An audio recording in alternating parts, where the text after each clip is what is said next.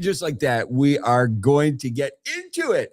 I have not been streaming because I am doing an artist residence. I have been on location living at an art studio since the 28th of April. And my residency just got extended. So I am very excited about that. I have some big projects coming up this next year that I will be sharing as we get through all the things. But I wanted to just get back into things. Why? Because I want to look at the market for me so I understand where we are, where we're going, where we have been. Today, we are trying to bring chaos to clarity, noise to narrative. It is December 26th. The end of the year is absolutely in sight. Today is not about hype. We are going to go for some context. Now, market update. Bitcoin saw a modest holiday bounce, but couldn't escape the 2025 red zone we have been living in. Strong US CPI data briefly pushed Bitcoin near 90K, followed by repeated rejections that continues to drag price down. Mix in the volatility of all the perps trading, and you've got an absolute shit show on your hands. Market cap recovered slightly. Bitcoin dominance hovered around 58% as altcoins showed mixed performance, mostly flat and slightly red, with only a few quiet gainers. Now, this is what's interesting, right? This time last year, the market was absolutely euphoric. Bitcoin was at 98,000, ETH around 3,400.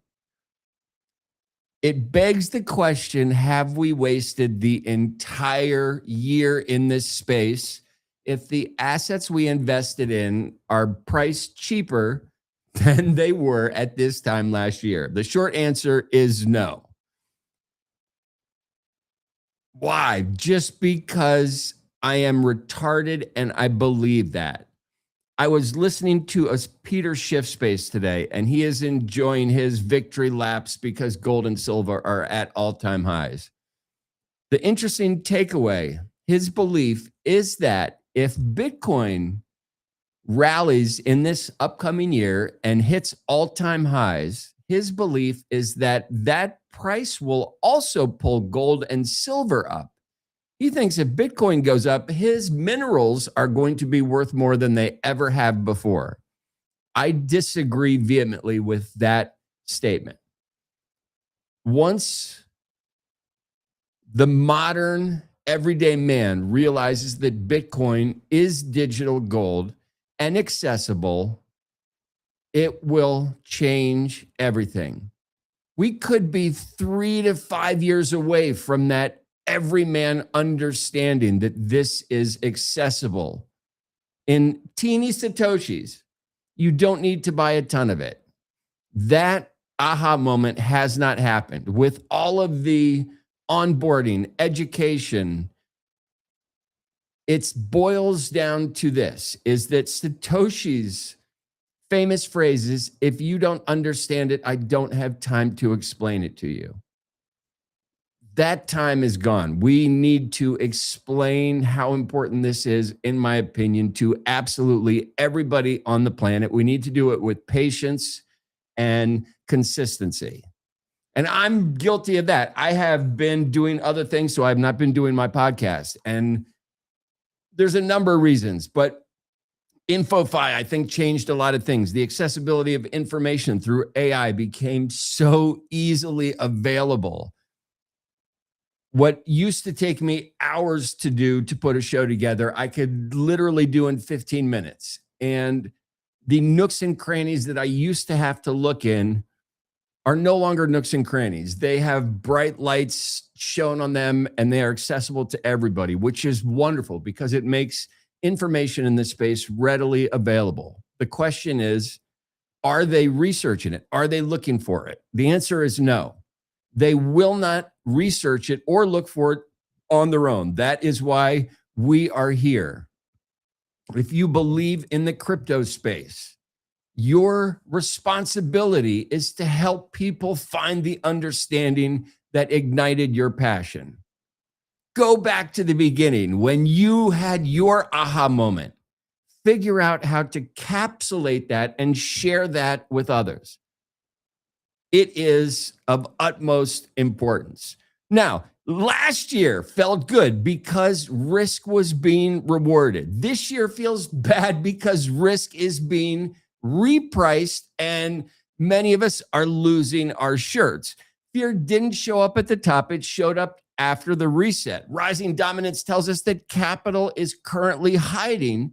It has not left, it's just waiting for the moment to pounce. Quiet markets are when positioning happens.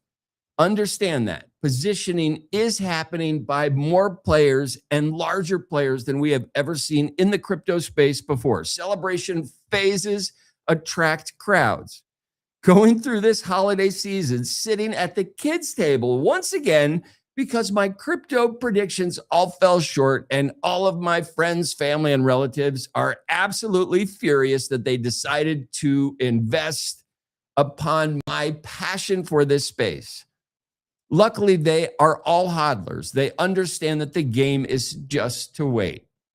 If in this next year that waiting game turns to be a fruitful event for them, I would love to sit at the adults table next year. The compression phase builds foundations. I am hoping we are at that right now. Now, today in the news, Bitcoin failed to reclaim 95K, Boxing Day levels signaling tighter institutional risk budgets heading into 2026. Roughly $150 billion was wiped from crypto in 2025 as leverage-heavy derivatives unwound, and we saw a bunch of new perp dexes pop up with the ability to trade perps with crazy leverage in the United States from the comfort of your crypto wallet, which is a huge change across the board. We saw gold surge to $4,400 amid Venezuela-related stress tests. We also see investors test Bitcoin and tokenize gold as settlement rails.